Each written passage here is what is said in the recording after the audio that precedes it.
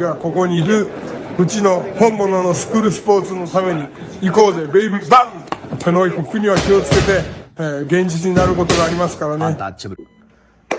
Alright, so we're going to go ahead and continue the long-standing tradition of covering Japanese boxing on True School Sports. True School Sports, the #1 source for Japanese boxing in America. Now, it brings me great joy to say this because I've always gone out of my way to give this man his flowers, this particular person his flowers, because I really do believe that Shingo Inoue is one of the greatest trainers in the fight game. I think he's one of the best trainers out there. And for as famous as one of his sons is, and Naoya Inoue, and being, you know, the greatest Japanese fighter of all time, and arguably the best fighter in the world, and, you know, the kind of fighter that can sell 50,000 tickets and things like that over there in Japan. You don't really hear too much about his dad. For as famous as the monster is, you don't hear much about the father of the monster, Shingo Inoue. But he's a damn good trainer. And it is with great joy to announce and tell you guys and speak about it myself that Shingo Inoue has been awarded as the Ring Magazine Trainer of the Year. Now, look, there was a lot of worthy people out there for this award. You know, you had guys like Brian McIntyre, who trains Terrence Crawford. You had Robert Garcia, who obviously is always in the mix because he has such a big stable and a great stable of fighters. But they definitely got this right, because when you look at what Shingo Inoue did in 2025, Naoya Inoue, a fighter at the highest stature you can get at in boxing, skill wise, box office wise, just all on the board, just the highest you can get. Fought 4 times in a calendar year. Granted, it wasn't against the best competition he's ever faced, but still, to stay that busy 4 times in a calendar year, it really doesn't happen all too often, if ever, in this day and age, especially when you're a fighter of his stature. You know, when you're a fighter of his level, who can make as much money as the monster can, you can fight 1 time a year and you have enough money to be okay. But he fought 4 times a year. Had 2 knockouts, and then finished the year off giving you guys 2 boxing master classes, so showing you diversity in the skill set. And that kind of diversity in the skill set can only come from having a great trainer who has you well prepared day in and day out. So Shingo gets a lot of credit for that. But for me, what really put Shingo Inoue over the top with versus all the other trainers was not so much his work with Naoya Inoue, because Naoya Inoue is a fighter in terms of athleticism and punching power and finishing ability. He's up there, right?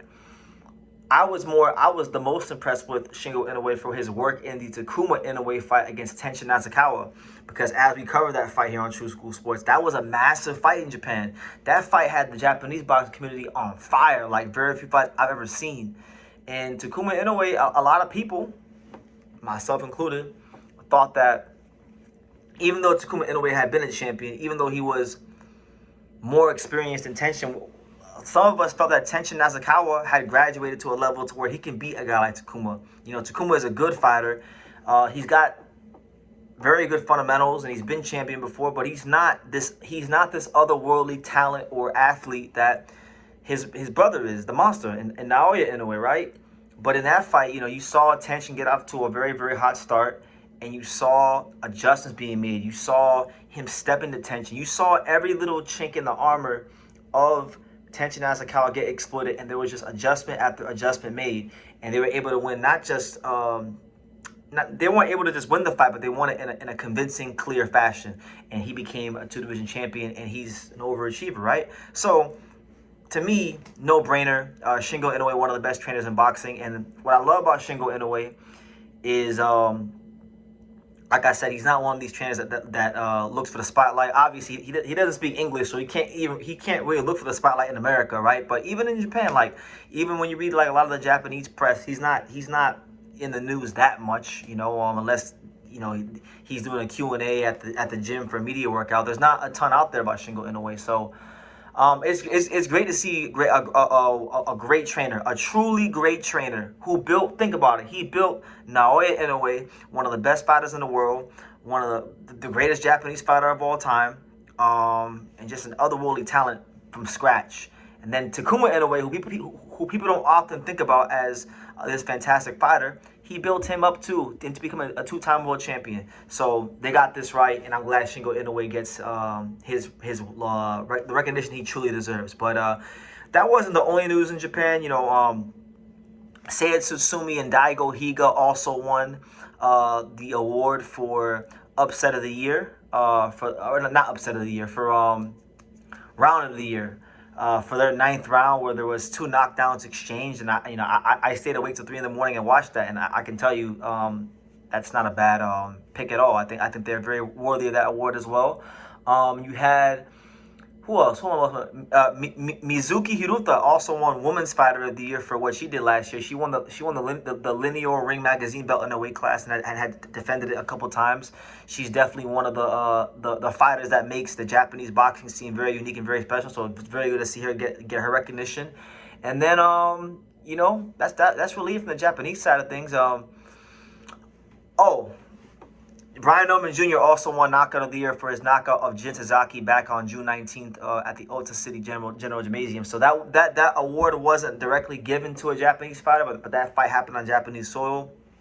I was there in attendance, and I'll tell you guys this: as vicious as it looked, as vicious as that knockout may have looked on TV, it looked about 50 times more vicious in person. It's one of those knockouts that I'll never forget for as long as I live here on this earth. So congrats to Brian Norman Jr. and hopefully Jin Tazaki can make a speedy recovery as he's slated to fight in a couple weeks in his first fight since that knockout loss at Corkin Hall. So best luck to Jin Tazaki on his way back, but he is part of history, even if it's not in the way he'd want it to be. So people often ask, they say BT, they say True School Sports, why do you like Japanese boxing so much? Why do you spend so much time covering Japanese boxing? Well, number one, it's very personal to me.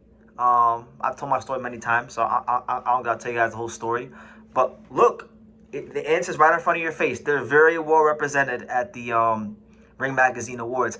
I'm disappointed that Kenshiro Taraji and Seigo Yuri Okoi didn't win a fight of the year, because to me it was clearly the best fight that happened in 2025. It's just that it was in Japan at 3 in the morning, so a lot of the American writers just didn't watch it because they don't watch those fights. But I digress. Shout out to Shingo Inoue for getting his moment in the sun. Shout out to Seiya Tsutsumi for winning round of the year, and Mizuki Hiruta for winning Women's Fighter of the Year. So yeah. You know, shout out to the fine folks in Japan, Tokyo, Ota City, Shinjuku, Takamatsu, Nagoya, Yokohama, you know, Osaka, the whole Japan, you know, and I consider Japan like a second home. So God willing, I will be back there for the 4th time, for the 4th trip later on this year. But that's the news, and that's all I have to say about that. So yeah. Leave your comments down below. Thank you for watching True School Sports. Thank you for watching another video on the untouchable True School Sports empire, the home of boxing. We're on the road to 100,000 subscribers, guys. So help us keep being great. Help us keep pushing out that real boxing content for the fine folks all around the world. And make sure you jab, you hook, you Mike Tyson, you Mayweather that subscribe button. Pops, show them how do they gotta hit the subscribe button. Pow!